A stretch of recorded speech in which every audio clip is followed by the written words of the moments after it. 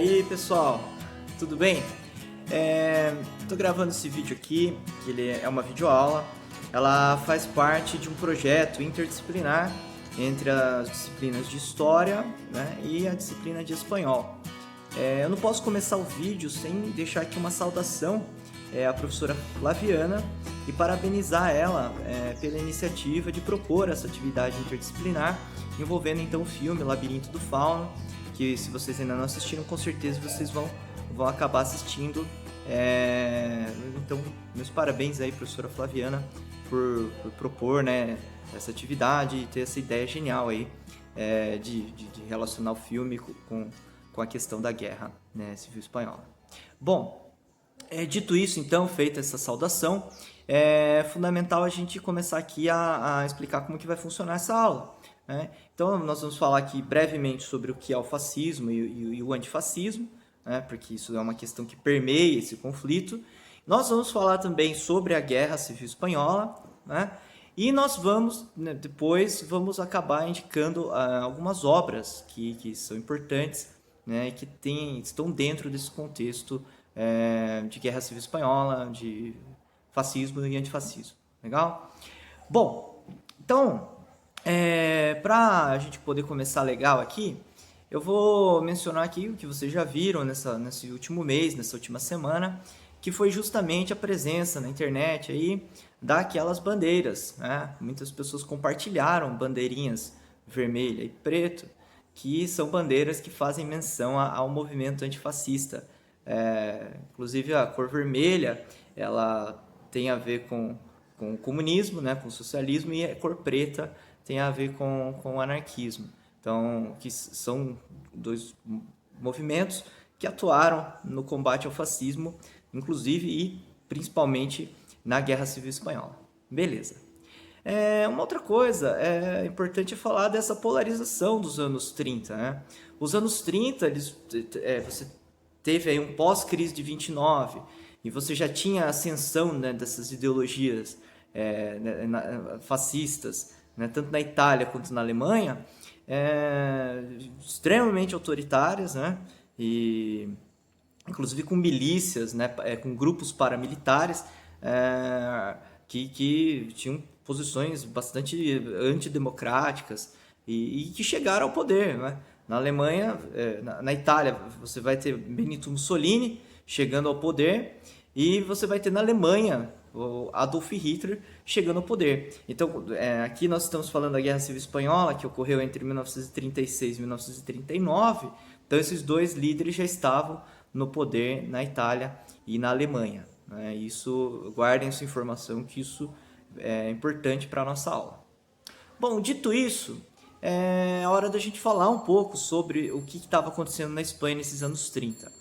Então, você tem uma Espanha que foi uma potência colonial, né? Colonizou boa parte da América, que tinha ali um império colonial no norte da África, né? Eles estavam atuando ali na região do Marrocos, e você tinha uma Espanha que já era, nesse momento, uma potência em decadência. Os países da América já tinham se libertado do domínio espanhol, a Espanha já tinha perdido boa parte aí do seu poder, e no cenário das potências internacionais já não era o que a gente podia chamar de primeira divisão das potências internacionais, já era uma potência decadente. E lógico, sofria com uma crise econômica, né? E você tinha então essa questão de crise econômica, e você tinha dentro da própria Espanha um conflito de interesses, né, entre as classes mais abastadas e aquelas que queriam uma transformação para o país. Por exemplo, a gente pode citar aqui os camponeses que queriam a reforma agrária. Tá? Bom, então na década de 30 você vai ter, em 1931, você tem a Segunda República Espanhola, né? E você tem então essa década marcada por esses confrontos, tá? E você tem em 1936 esses grupos, né, democráticos, republicanos, mais ligados com o campesinato, com o operariado, autonomistas, os comunistas também estavam presentes, vão chegar ao poder pela via eleitoral.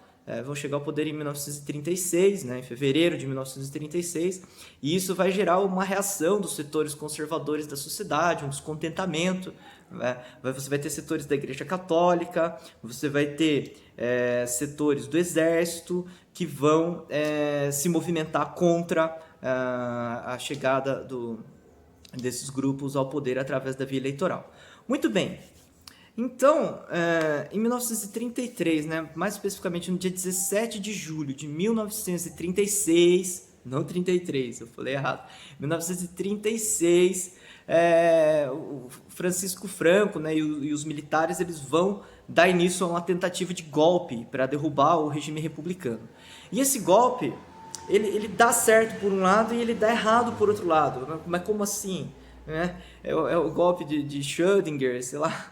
Não, não é isso. É que eles achavam que seria rápido e que eles iam começar uma movimentação militar que ia abranger todo o país, né? E que a República não ia conseguir reagir de forma nenhuma. Só que isso acaba não acontecendo, a República reage e o país fica dividido em duas zonas de influências. Você tem uma parte controlada pelos falangistas e uma parte controlada pelos republicanos. E muitas cidades importantes como Madrid, por exemplo, Barcelona, vão ficar sob controle republicano. Bom, dito isso, então tem início essa guerra e aí você vai ter o apoio decisivo da Itália e da Alemanha aos falangistas, porque a ideologia fascista de Franco estava justamente de acordo com a ideologia fascista de Mussolini e de Adolf Hitler, por exemplo. Então eles vão apoiar, né? E a Falange ela consegue avançar muito graças a esse apoio, consegue desembarcar o exército que estava no norte da África, que vai dar uma grande reviravolta na guerra, e a República fica em apuros, e os golpistas estavam chegando às portas de Madrid, e aí o que fazer? A República acreditava que as democracias ocidentais, como por exemplo a Inglaterra ou a França, apoiariam os republicanos, né? Só que isso não acontece. A Inglaterra, o máximo que eles vão fazer é garantir uma política de não intervenção, né? Que inclusive a Itália e a Alemanha assinaram também, mas a Itália e a Alemanha estavam interferindo do lado dos falangistas, né? Enquanto que o não intervencionismo só funcionava para a República. Por que a Inglaterra e a França não interferiram? Bom, a Inglaterra, eles queriam preservar seus investimentos na Espanha, né? Eles viam com maus olhos a presença dos comunistas e dos anarquistas, por exemplo, né?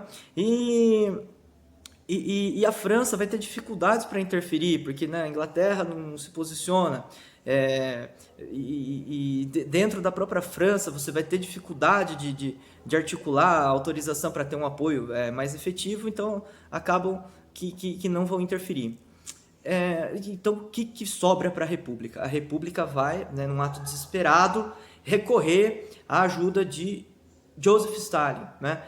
Vão pedir apoio para a União Soviética, e a União Soviética também de início não pretendia interferir, eles não pretendiam apoiar a República, justamente para não se indispor com a Inglaterra e com a França, porque eles queriam preservar as boas relações, né? Stalin queria preservar boas relações com esses dois países, justamente para poder se defender de uma eventual ofensiva alemã. Já havia uma desconfiança da União Soviética em relação à Alemanha, então Stalin estava preocupado com isso. Mas, vendo a situação da República, resolve se arriscar e acaba enviando então apoio bélico, aeronaves, pilotos e armamento, tá? E alguns oficiais também para organizar a resistência republicana. Então Madrid consegue se segurar, Madrid consegue resistir, se transforma num dos grandes exemplos de resistência, né, contra o fascismo, e a guerra vai se prolongar, tá? A guerra vai se prolongar. Bom, então, nesse conflito, você teve a barbárie dos dois lados. Só que é claro que a zona controlada pela Falange tinha muito mais controle sobre isso, muito mais condições de interferir, impedindo que essas atrocidades acontecessem. Por exemplo, fuzilamento sumário, tortura, agressão contra as mulheres, né? Raspar os cabelos das mulheres e outras agressões muito piores, né? A própria questão de violentarem, né, as mulheres associadas a República, né, os simpatizantes do movimento republicano. Então, do lado falangista, isso vai acontecer, né? O poeta Lorca vai ser fuzilado. Então, assim, um justiçamento brutal e hediondo. Do lado da República também ocorreu esse tipo de coisa, inclusive isso é descrito em um dos livros que eu vou indicar aqui no final, principalmente por conta do anticlericalismo dos grupos republicanos que viam na igreja, até pelo fato da igreja apoiar, né, o movimento falangista, um grande sustentáculo aí, né, um grande apoiador do fascismo. Então, muitos sacerdotes vão ser mortos nesse período, né, centenas e milhares de religiosos vão morrer do lado republicano. Mas, mais uma vez, vale lembrar que do lado republicano você tinha um maior autonomismo e o poder central tinha muita dificuldade de interferir, e havia um colapso ali que foi causado principalmente por esse movimento golpista aí, que desestabilizou a República, desestabilizou o país, inviabilizando tentativas aí de apaziguar a situação, né? Mas claro que isso não é uma desculpa, né? Mas isso explica a diferença entre a barbárie que acontece de um lado e a barbárie que acontece de outro. A barbárie que acontece de um lado, que não tinha total controle sobre sua zona de influência, e a barbárie que acontece do outro lado, né, com aval ou a vista grossa do governo. Muito bem, então dito isso, as coisas ficam muito ruins para os republicanos. Em 1939 a República acaba sucumbindo, os falangistas vencem, e aí começa o período que é retratado no filme Labirinto do Fauno, que é o período da ditadura franquista. Mas antes de falar da ditadura franquista, eu quero chamar a atenção aqui para um episódio que foi o bombardeio da cidade de Guernica, no norte da Espanha, na região do País Basco. O que acontece? Para muitos, né, então até a hora de falar dos sentidos dessa guerra, né, do significado, você tinha um mundo marcado por uma polarização política. Então, para muitos, essa guerra na Espanha foi um ensaio da Segunda Guerra Mundial, porque você tem ali as forças do movimento fascista enfrentando a ideologia contrária, né, os comunistas, os anarquistas. Então, nesse conflito, foi inclusive onde Itália e Alemanha testaram seu poder bélico antes do confronto na Segunda Guerra Mundial. E o bombardeio de Guernica justamente foi a Força Aérea Alemã treinando seu poder de fogo, né? Isso matou milhares de pessoas, destruiu a cidade, e está retratado no quadro do pintor Pablo Picasso, né? Ele faz um quadro retratando esse momento histórico. Então, é importante vocês darem uma olhada também depois. Muito bem. O bombardeio que foi no dia 26 de abril de 1937. Então é importante episódio para a gente lembrar a barbárie, né, que foi o movimento fascista, né, e as atrocidades que foram cometidas. Muito bem. Uma outra coisa aqui que eu gostaria de mencionar são algumas obras, né, que eu vou indicar para vocês que falam sobre esse período histórico. Então eu vou separá-las aqui. Eu vou falar também das brigadas internacionais, que foi um movimento de grande importância, e para mim eu acho que é a parte mais romântica da guerra, que é justamente quando grupos de voluntários do mundo todo vão lutar na Espanha. Grupos de voluntários como o George Orwell, né, que escreveu esses livros aqui, ó, A Revolução dos Bichos e 1984. São duas obras desse autor. Ele esteve combatendo na Guerra Civil Espanhola, do lado dos republicanos, evidentemente, e as duras críticas que Orwell faz, tanto ao fascismo, ao nazismo, mas também ao stalinismo. Orwell, ele era um socialista libertário, um socialista democrático. Então, a sua vivência na Guerra Civil Espanhola do lado dos republicanos, ele vai atuar no POUM, justamente permite que ele desenvolva essas críticas ao centralismo stalinista, e até um aspecto antidemocrático do stalinismo, que Orwell vai criticar nessas duas obras aí. Um outro livro também é do jornalista que foi na guerra como jornalista, não escritor, que atua na Guerra Civil Espanhola como jornalista, que é o Ernest Hemingway. Ele escreve Por Quem os Sinos Dobram, que é um clássico também, e esse sim é um relato bastante completo, um romance muito bonito que é ambientado na Guerra Civil Espanhola. Bom, então são essas as indicações, e agora, para concluir aqui, nós vamos falar sobre o que foi a ditadura de Franco. Então, vencida a guerra, Franco vai instalar fim das eleições para o executivo, pena de morte, eles vão executar muitos opositores no garrote vil, o predomínio do catolicismo, né, uma ofensa ao Estado laico, né, mesmo sendo católico, é importante reconhecer isso, né, que se mistura política com religião é péssimo, e Franco vai recorrer a esse recurso. O nacionalismo e o centralismo. Então, a autonomia de regiões como a Catalunha e o País Basco, isso vai desaparecer, e o poder vai ser totalmente centralizado.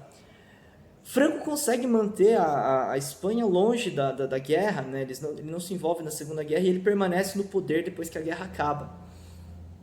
E quando a guerra acaba, ele até faz uma outra concessão ali no intuito de receber recursos. Só que são coisas insignificantes, porque, veja bem, você continua com a imprensa censurada, você continua com a proibição dos partidos políticos e continua com o sistema autoritário. Tanto é que o Franco ele sai do poder só em 1975, quando ele morre. Então, assim, é muito tempo de ditadura na Espanha. E isso aparece retratado no filme. Tá? Bom, então era isso. Espero que vocês tenham gostado. E se não viram o filme ainda, assistam, é muito bom. E bom domingo aí. Aproveita bem esse finalzinho de dia. Um abraço.